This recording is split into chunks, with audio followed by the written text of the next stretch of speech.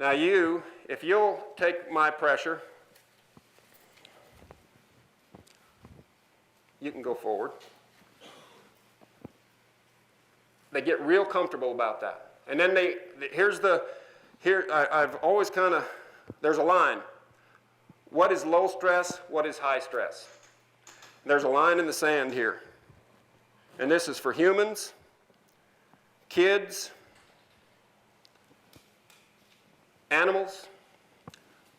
When an animal or a human decides to do something on their own, it's low stress. Now, how well they decide is how far away from the line they get. If an animal is forced to do something, then it's high stress. Low stress when they decide to do something, high stress when they're forced to do it. And this is where we talk facilities. You know, just like the V's, the tubs. The tub, it allows you to force animals with lower pressure. They make up their mind to go quicker. The old V, they had to be forced. And I've been thinking about this, the driving aid. The buggy whip came about the time the V's were coming in, because you had to use quite a little bit of pressure. The old buggy whip where you had to pop them on the hocks. You had to use quite a bit of pressure to get them to go up through there. And then as we progressed, we went to the tub, then we went to the sort sticks and the paddles and flags. And now what we're trying to talk about, and hot shots. And now what we're trying to talk about is figure out a facility that's even better than those. Even less pressure than those, so you don't have to use any driving aids.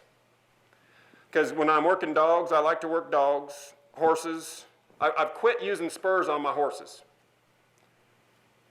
And this is no different than a driving aid. And I know, geez, in Texas, that's almost like saying, take off your cowboy hat.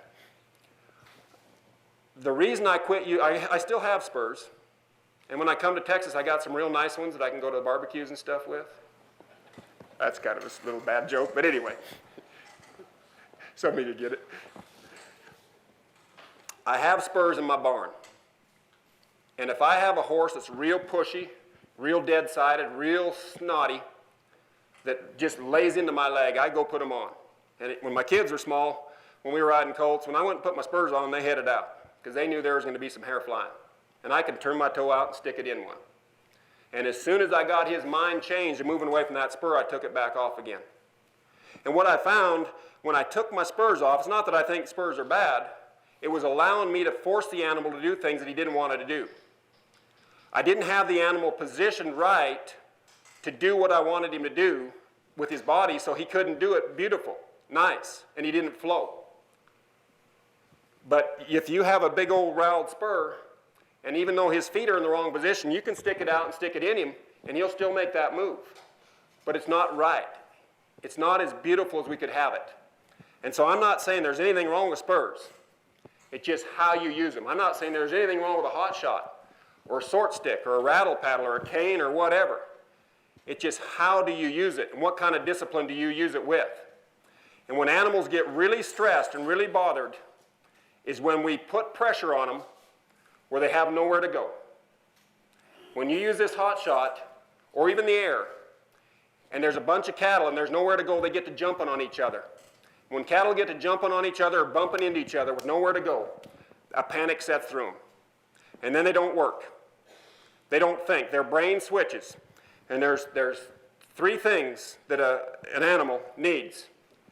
He has a growth phase. This is how his brain works. He has the growth phase. That's where he's thinking. He's looking and seeing which bite of grass to get. He's looking and thinking which alley to go up where he's going to get the less pressure. Should I go up that chute? That's when he's in the thinking mode. When his brain switches and he gets too much pressure, he goes into the reaction mode. And that's when horses, that's why we have these big old tall things here. That when they go in the reaction mode, they're trying to climb out of the ring. They're running people up the fence. The horse is running away and trying to buck.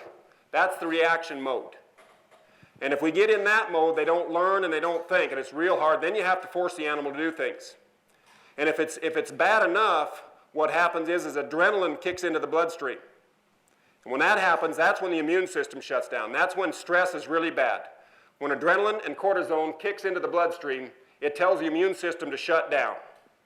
And the reason it does that is because there's no use fighting off influenza or foot rot or whatever, if there's a mountain lion chasing you, going to eat you. There's no use fighting that off. Just get out of there. So they shut all the things that take a lot of energy down so you can get away. And when that happens, that's when cat animals quit working for you. So we want to keep them in that thinking mode.